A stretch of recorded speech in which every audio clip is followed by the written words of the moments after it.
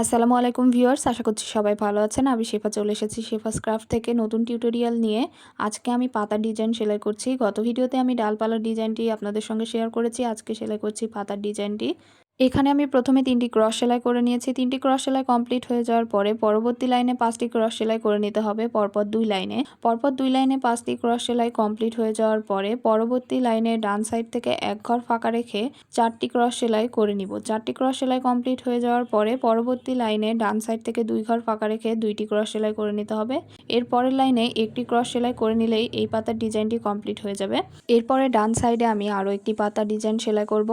প্রথমে আমি একটি ক্রস সেলাই করে নিলাম। একটি ক্রস সেলাই করার পরে পরবর্তী লাইনে বাম সাইড থেকে এক ঘর ফাঁকা রেখে আরও একটি ক্রস সেলাই করে নিলাম। এরপরের লাইনে বাম সাইড থেকে আবারও এক ঘর ফাঁকা রেখে 3টি ক্রস সেলাই করে নিতে হবে। 3টি ক্রস সেলাই কমপ্লিট হয়ে যাওয়ার পরে পরবর্তী লাইনে 5টি ক্রস সেলাই করে নিব। 5টি ক্রস সেলাই কমপ্লিট হয়ে যাওয়ার পরে পরবর্তী লাইনে বাম সাইড থেকে 6টি ক্রস সেলাই করে নিতে হবে। এই 6টি ক্রস সেলাই কমপ্লিট হয়ে যাওয়ার পরে পরবর্তী লাইনে বাম সাইড থেকে এক ঘর ফাঁকা রেখে আবারও 6টি ক্রস সেলাই করে নিতে হবে।